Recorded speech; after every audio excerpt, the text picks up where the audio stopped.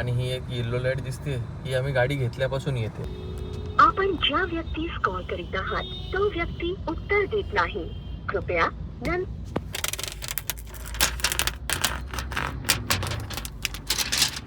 आता सरळ रस्ता आहे. स्टेरिंग बघा, हात सोडले तुम्ही, गाडी लेफ्टला जाते बघा.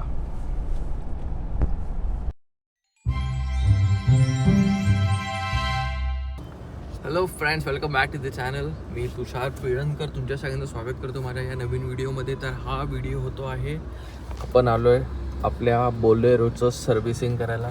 बोलेरोची पहिली सर्व्हिस आहे. 12,065 किलोमीटर झाली आहे.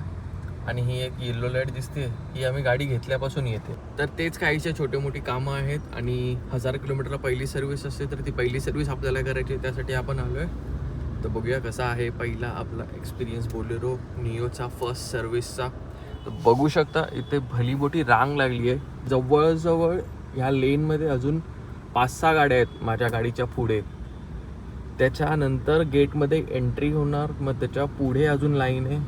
तर माहीत नाही किती वेळ लागतोय. आपली अपॉइंटमेंट तर होती, आता बघूया आपण. ते आरती मॅडम म्हणून आहेत, ते CRE आहेत, कस्टमर रिलेशन, हिचा अर्थ नाही माहीत. बघूया त्यांना फोन करून की लाईनमध्ये राहणं गरजेचं आहे का माझी अपॉइंटमेंट असताना पण.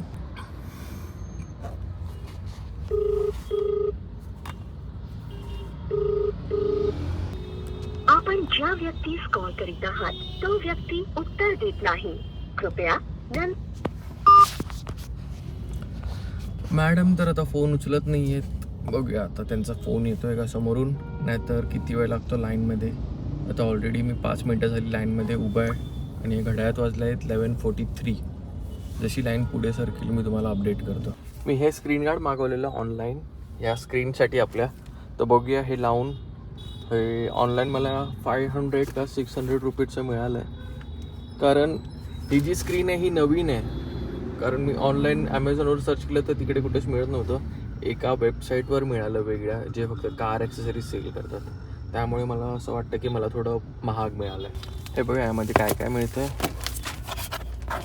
हे ते स्क्रीन गार्ड आहे, त्याबरोबर हे वेट ड्राय क्लिनिंग वाईप आहे, हे वेट वाईप आहे, आणि हे अप्लाय करायला असतात असं स्क्रीन गार्ड दाबून दाबून लावतात, ती गोष्ट आहे ही.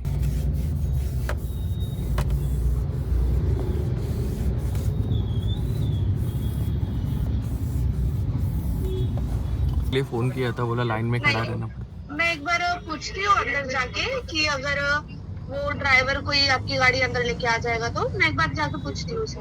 Okay ma'am, thank you. हाँ तर त्या आरती मॅडमचा फोन आला आपल्याला समोरून.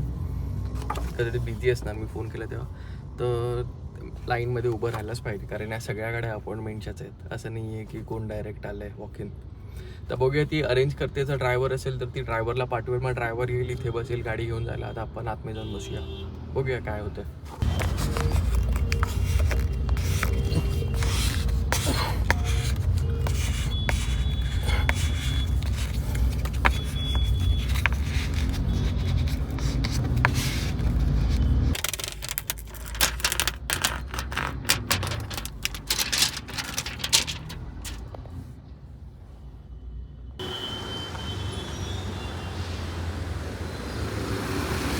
इकडे आपली गाडी उभी आहे आणि मागे पण अजून लाईन येते बघा. किती गाड्या आहेत, 1 2 3 4 गाड्या अजून आपल्या मागे आहेत. आणि घड्याळात वाजले 12:06 आणि आपला नंबर आहे आला आहे गेटमधून एंट्री करायचा. आणि ही आपली अपॉइंटमेंट आहे ऑनलाईनवाली. आता लोक एंट्री करून घेतील, बघूया काय प्रोसेस आहे. हे काका एंट्री करताय तिकडे. सर चाबी रख के आप जा सकते हैं रिसेप्शन पे. गाड़ी इधर ही छोड़ना है. हाँ ड्राइवर लेके जाएंगे धीरे धीरे ना, अंदर जगह बना रहे हैं, अभी जगह बनेगा ड्राइवर लेके आगे जाएंगे गाड़ी. ओके चले चलो. तर ही रिसिप्ट दिली आहे, गाडीचा नंबर टाकलाय, मॉडेल नंबर टाकलाय, किलोमीटर लिहिले.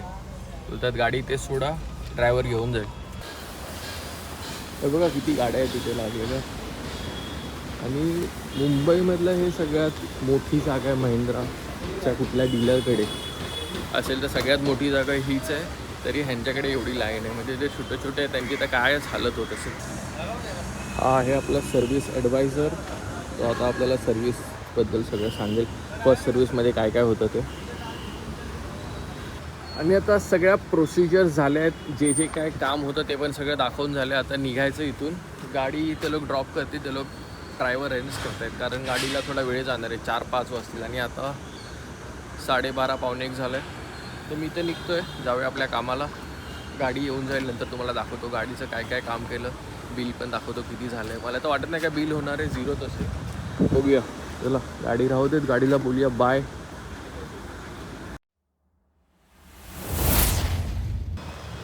आणि हा दुसरा दिवस आहे. तर आपली गाडी सर्व्हिस होऊन आली आहे. काल रात्री खूप लेट आली, त्यामुळे काल शूट नाही केलं.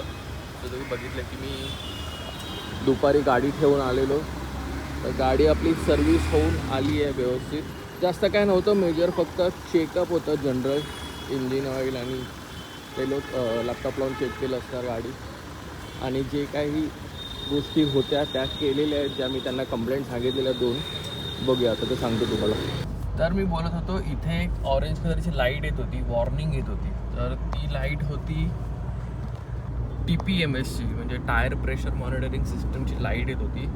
तर काहीतरी ते सेन्सरचं ग्लिच होतं, तर त्यांनी ते लॅपटॉप लावून उडवून टाकलं. त्याचा काय प्रॉब्लेम नाही आहे तेवढं. आणि मेन म्हणजे मी गाडी घेतली तेव्हापासून आहे ना, आमचं स्टेअरिंग क्रॉस होतं थोडं. ते मी आधी सांगितलं नाही, पण ते प्रॉब्लेम त्याचा खूपच वाढला. असं स्टेअरिंग सरळ ठेवलं तर गाडी सरळ नाही जायची, लेफ्टला जायची. मी तुम्हाला एक व्हिडिओ दाखवतो, जो मी शूट करून सर्व्हिस सेंटरला पाठवला होता. आता सरळ रस्ता आहे, स्टेअरिंग बघा, हात सोडलेत मी, गाडी लेफ्टला जाते बघा. तर हा जो व्हिडिओ तुम्ही बघितलात ना, ह्यामध्ये क्लिअर दिसतंय की गाडी लेफ्ट राईटला जाते, गाडी सरळ नाही राहते. तर आता ते प्रॉब्लेम सॉल्व्ह झाले आहेत. पण आता एक नवीन प्रॉब्लेम आला आहे, ही इंजिन चेक लाईट दाखवते गाडी. एक झालं की दुसरं चालूच होतं. तर आता त्या गोष्टीसाठी पुन्हा आता सर्व्हिस सेंटरला कॉन्टॅक्ट करायला लागेल. बघूया, ती गोष्ट मी तुम्हाला नंतरच्या ब्लॉगमध्ये सांगेन सॉल्व्ह होते की नाही. तर हा व्हिडिओ मी इथे संपवतो, आजच्यासाठी एवढंच ठेवूया. तर हा व्हिडिओ तुम्हाला जराही इन्फॉर्मेटिव्ह वाटला असेल तर नक्की लाईक करा, कमेंट करा, शेअर करा. आणि तुम्हाला काही प्रश्न असतील या गाडीबद्दल तर मला तुम्ही कमेंटमध्ये विचारू शकता, मी नक्की त्याचं उत्तर देईन. किंवा मला Insta ID वर जाऊन तुम्ही DM करा, तिथे तर मी कन्फर्मच उत्तर देईन. बाकी भेटू अशा नवीन व्हिडिओमध्ये, तोपर्यंत बाय बाय. आणि ह्यानंतरचा व्हिडिओ तुम्ही नक्की बघा, ह्या गाडी रिलेटेडच असणार आहे, कारण मी चाललो होता डॅश कॅम लावायला गाडीमध्ये.